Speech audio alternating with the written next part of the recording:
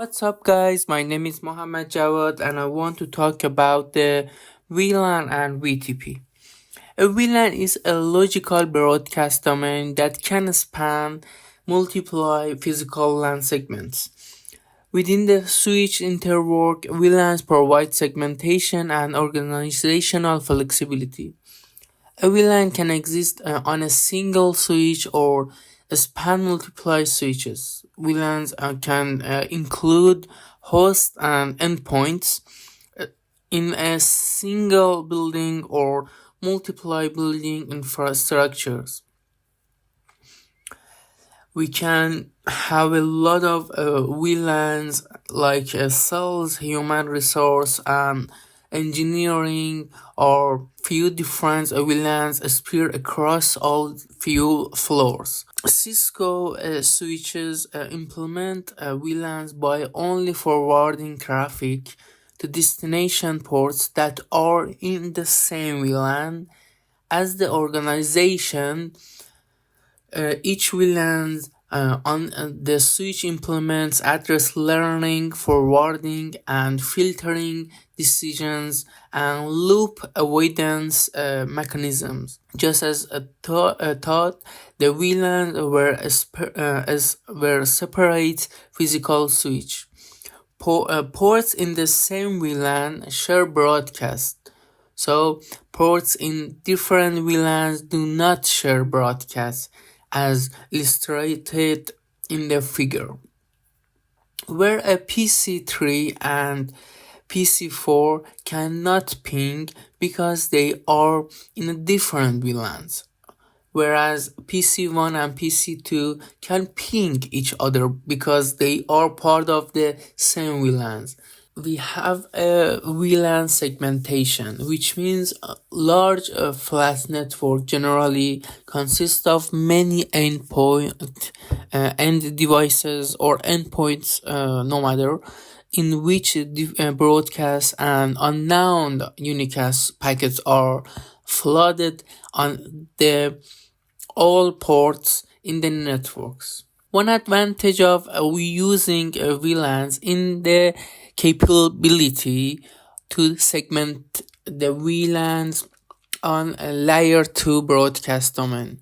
All devices in VLAN are members of the same broadcast domains. If an endpoint device transmits a layer 2 broadcast, all other members of the VLAN receive the broadcast. Switches filter the broadcast from all the ports or devices that are not part of the same VLANs. End-to-end VLANs, which means the term end-to-end VLANs refer to a single VLAN that is associated with a switch port widely dispersed throughout an enterprise network on multiple switches. A layer 2 switches campus network carry traffic for this VLAN throughout the network, as shown in the figure, where VLANs 1 and 2 and 3 are spread across 3 switches. Local VLANs means the campus enterprise architect is based on the local network and local VLAN model. In a local VLAN, all users of a set of geographically common switches are grouped in a single VLAN, regardless of the organizational function of those users. Local VLANs are generally confirm the wiring closed, as shown in the figure. In the other words, these VLANs are local to a single access switch and connect via a trunk to an upstream distribution switch. If user move from one location to another in the campus, their connection changes to the new VLAN at the new physical location. As you see in the figure, in the local VLAN model, layer 3 switching is implemented at the access level, and routing implemented at the distribution and core level. Also, as shown in the figure, to enable users to maintain access to their resources they needed. An alternative design is to extend routing to the access layer, and links between the access switches and distribution switches are routed links.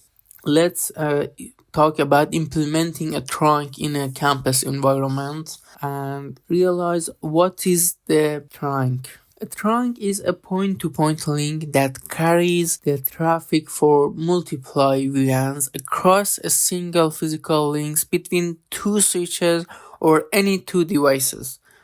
Trunking is used to extend layer 2 operation across an entire network, such as end-to-end VLANs, and as you see in the figure, PC1 in a VLAN 1 can communicate with the host in a VLAN 1 on another switches over the single trunk link.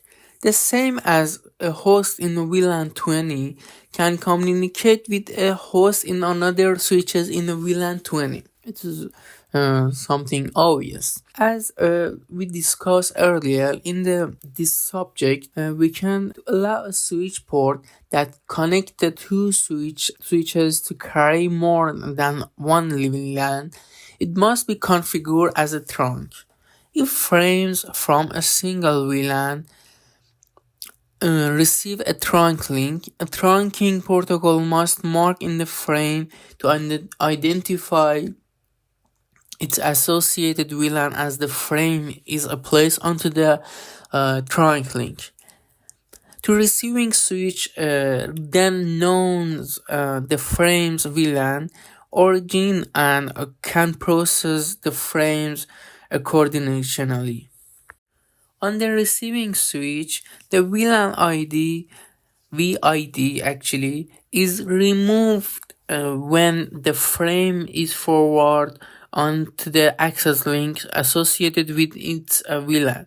And a special protocol is used to carry multiple VLANs over a single link between two devices.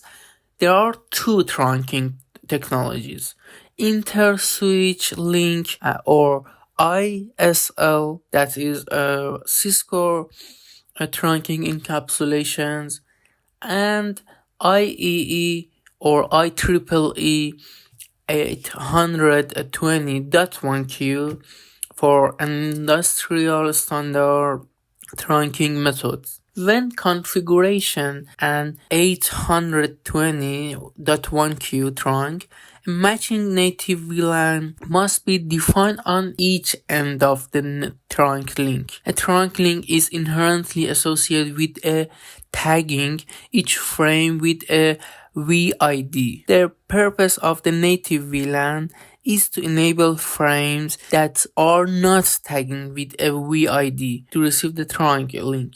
Actually, because the ISL protocol is almost old, we just focus only on 802.1q. We want to talk about how ISL encapsulation actually works. Currently, all switches support 820.1q tagging for multiplexing traffic from multiple VLANs on to a single physical links. As you see in the figure, we have a ISL frame. IEEE 820.1q trunk links employ the tagging mechanism to carry frames for multiple VLANs, in which each frame is tagging to identify the VLANs to which the frame belongs. As you see in the picture layout of we have a layout of 802.1q frames. Here we have original frames, and here we have 802.1q tagging frames. Now we want to talk about What is a native VLAN in 802.1q trunking? Well, the IEEE 802.1q protocol allows operation between equipment from different vendors.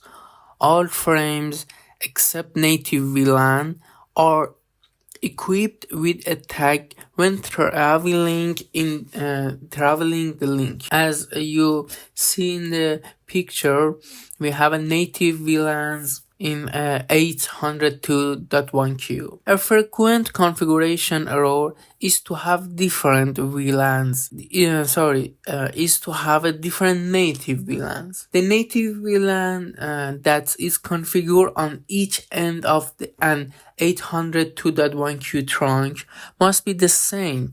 It is so obvious, and is configured for native VLAN 1 and the other for native VLAN, for example 2, and frame that is sent in the VLAN 1 on the one side will be received on the VLAN 2.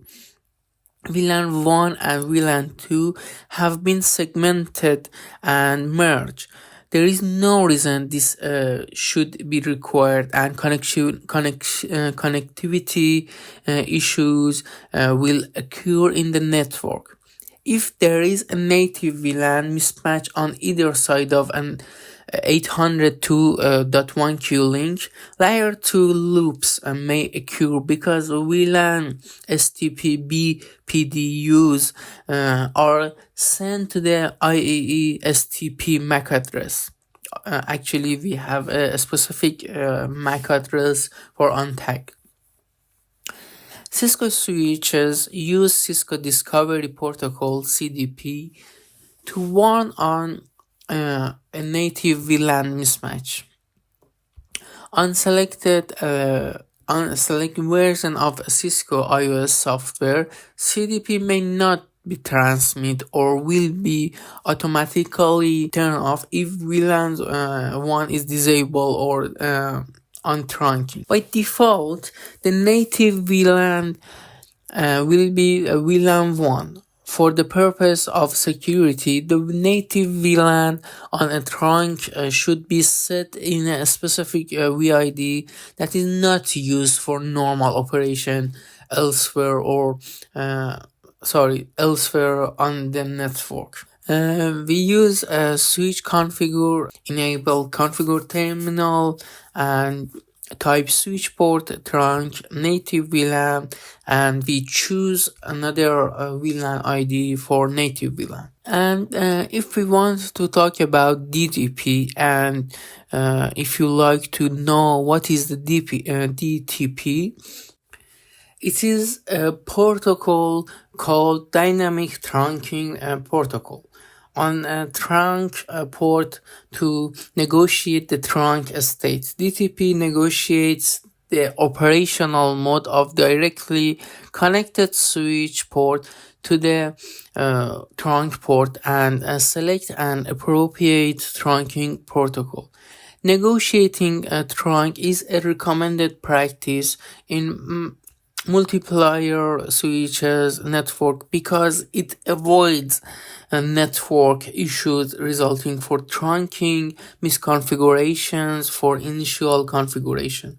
But best practice is when the network is stable. Now we want to talk about trunking modes and methods. We have several types of method in trunking, and the first method is access. It works to the interface permanent non-trunking mode and negotiates to convert the link into a non-trunk links. The interface becomes a non-trunk interface even if the neighboring interface does not agree to change. Another trunking mode is a trunk. When we put in the interface into the permanent trunking mode and negotiates to convert the link into a trunk links, the interface becomes a trunk interface even if the neighboring interface does not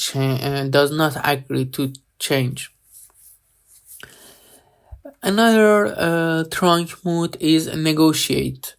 prevents actually it is prevents to interface from generate DTP frames, which means you must configure the local and neighboring interface manually as a trunk interface to establish a trunk link.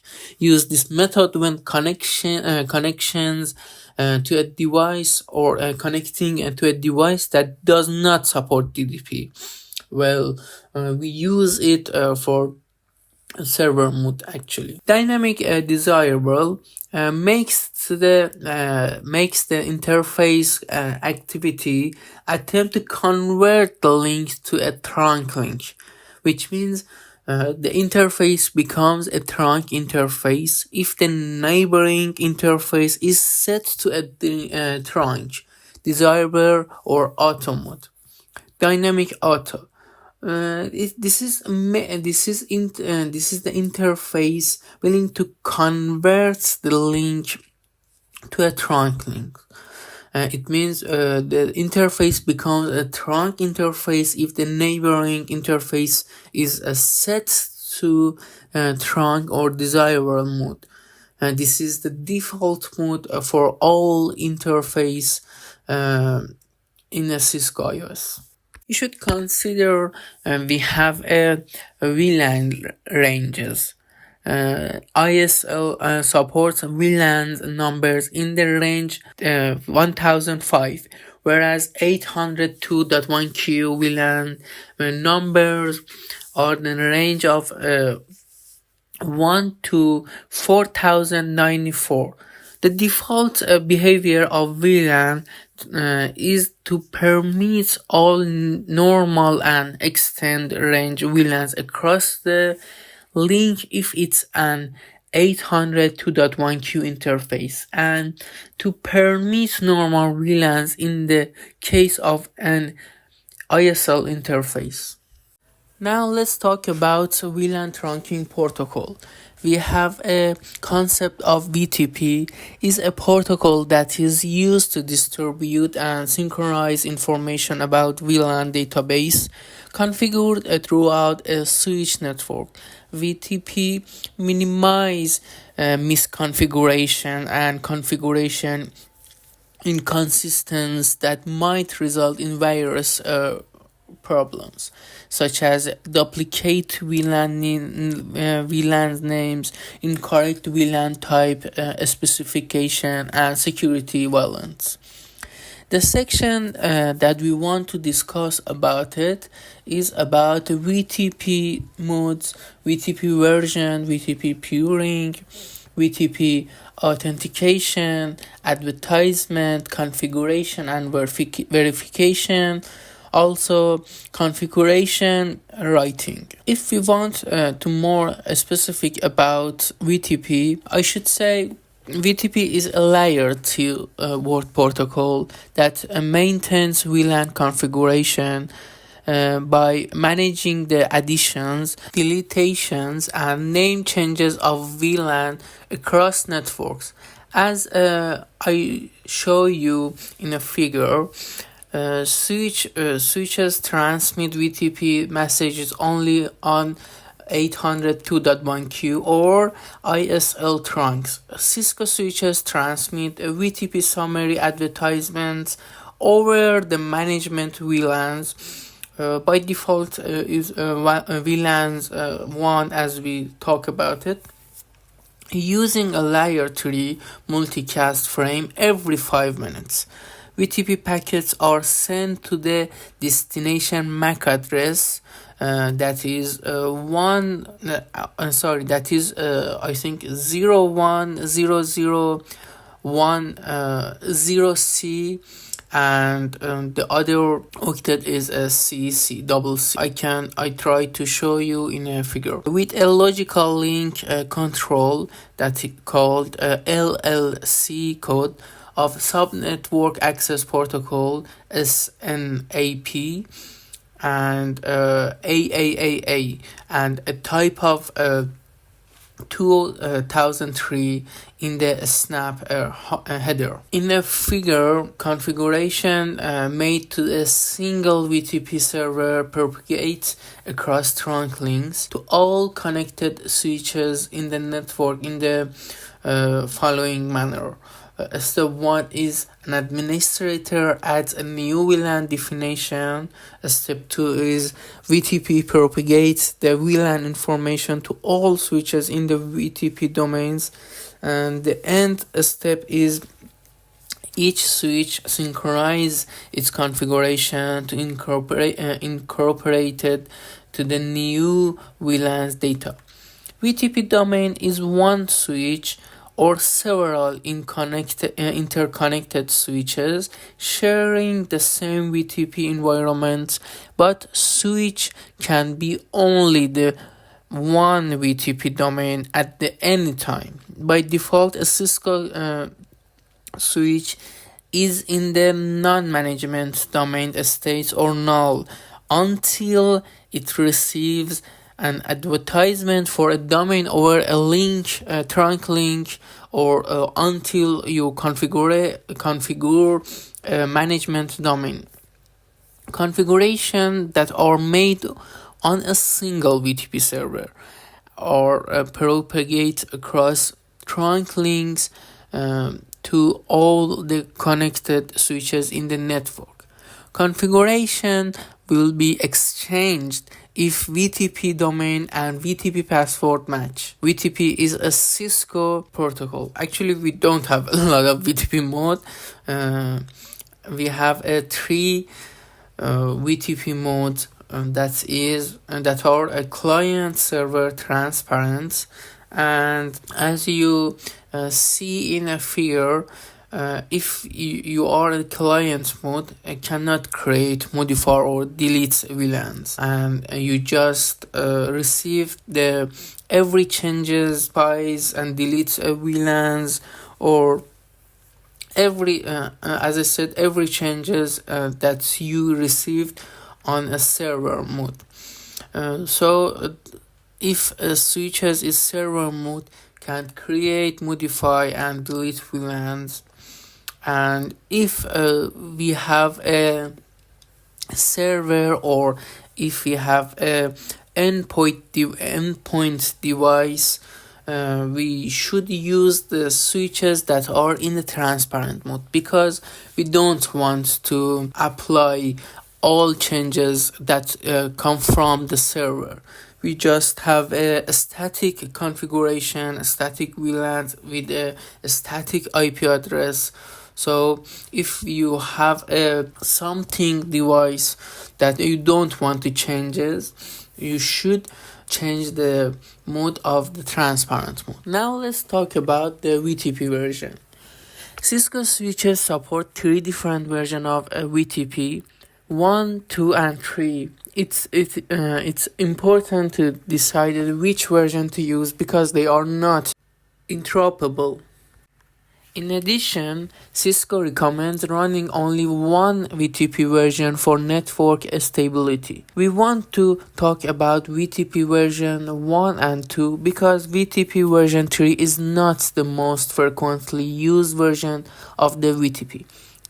The default VTP version that is enabled on a Cisco switch is version 1. If you do need to change the version of VTP in the domain, the only things that you need to do is to enable its VTP server. The change will propagate throughout the network. VTP version 2 offers the following features that version 1 does not. There are few features.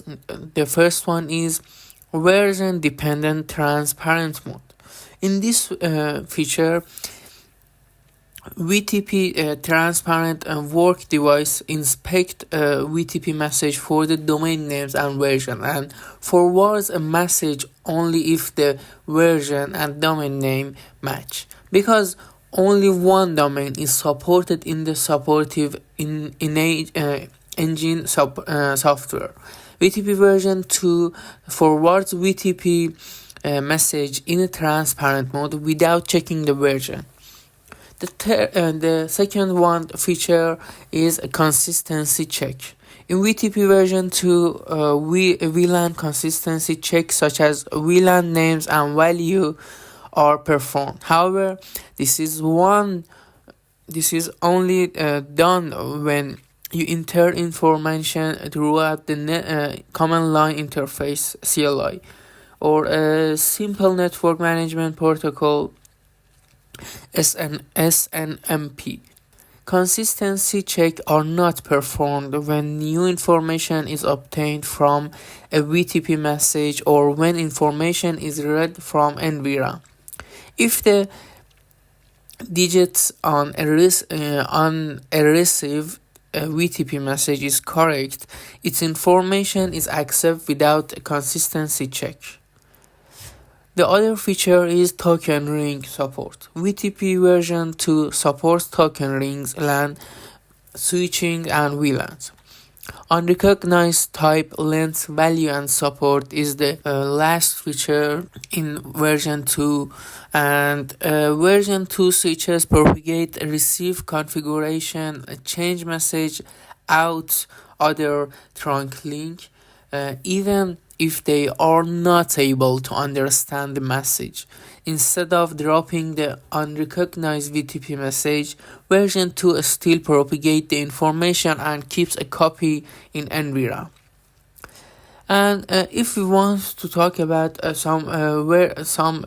about version 3 VTP, the version version 3 VTP extend VLAN support, which means VTP also can be used to propagate VLANs with a number of 1070 and 4094.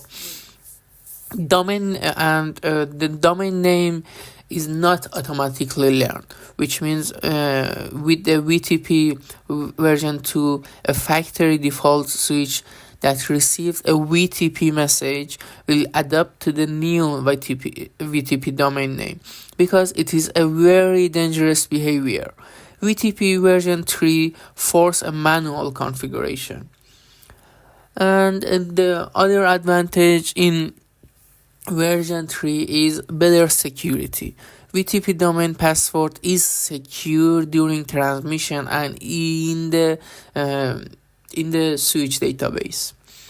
We have a better database propagation, which means only the primary server is allowed to update other device, and only one server per VTP domain is allowed to have these rules. Also, multiply a spanning tree that called MST support in VTP version 3. VTP version 3 support for propagate of MST instantly. VTP version 3 is not compatible with version 1 and version 1 because version 3 is compatible just for VTP as long as you are not using it to propagate private or extend VLANs. Now let's talk about VTP Purring. VTP Purring use VLAN advertisements to determine when a trunk connection is flooding traffic necessarily. By default, a traffic connection carries traffic for all VLANs in the VTP management domain. Commonly, some switches in an enterprise network do not have local ports configured in each VLAN. As you see in the figure, switches 1 and 4 support ports statically configured in the red VLAN. VTP Purring increase available bandwidth by restricting flooded traffic to those trunk links that the traffic must use to access the appropriate network devices. In this picture, we can see a switch network with a VTP Purring enabled. The broadcast traffic from host or workstation is in red VLAN and not forward to switches 3 and 5, also 6. Because traffic for the red VLAN has been prone on the links indicate on switches 2 and 4. Regardless of whether you use VTP Purring support, switches run an instance of STP for each VLAN. An instance of STP exists for each VLAN even if no ports are active in the VLAN, or if VTP pruning remove the VLANs from an interface. As in result, we can see VTP pruning prevents flooded traffic from propagated to switches that do not have member in a specific VLANs. However, VTP pruning does not eliminate the switch's knowledge of pruning VLANs. And I want to talk about VTP authentication. VTP authentication is VTP domains can be secure by using the VTP password features. It is important to make sure that all the switches in the VTP domain have the same password and domain name. Otherwise, a switch will not become a member of the VTP domain. Cisco switches use the managed digits 5 or that called MD5s that is not secure to encode password in a 16-digit words. This password propagate inside VTP Summary Advertisement, and in VTP password are case sensitive and can be 8 to 64 characters in length. The use of VTP authentication is a recommended practice, and I will show you in a packet tracer. And we have another concept that that names advertisements. In VTP, advertisements are flooded throughout the management domain, which means VTP advertisements are sent every 5 minutes or whenever there is a change in VLAN configuration. Advertisements are transmitted with the untagged over the native VLAN. The default VLANs was VLAN 1 for native VLAN. Using a multicast frame, and it sounds slow. A configuration revision number is included in each VTP advertisement. A higher configuration revision indicates that the VLAN information being advertised is more current than the store information. One of the most critical components of VTP is the configuration revision number. Each time a VTP server modifies its VLANs information, the VTP server increments the configuration revision number by 1. The server then sends out a VTP advertisement with the new configuration revision number. If the configuration revision number being advertised is higher than the number stored on the other switches, in the same VTP domain, the switches overwrite their VLAN configuration with the new information that is being advertised. Let's see a picture, and as you see, when the VLAN was added into the database on the VTP server switches, it increased the revision to 4 and advertise the rest of the domain switches that are in the client or server VTP mode. However, the switch in transparent mode does not change its revision number or its database. We talked about the transparent mode earlier. The configuration revision number in VTP transparent mode is always 0 because a VTP transparent switch does not participate in VTP. The switch does not advertise its VLAN configuration or synchronize its VLAN database open of VTP advertisement. A device that received VTP advertisement must check various parameters before incorporating the received VLAN information. First, the management domain name and password in the advertisement must match those values that are configured on the local switch. If the configuration revision number indicates that the message was created after configuration currently in use, the switch incorporated the advertised VLAN information.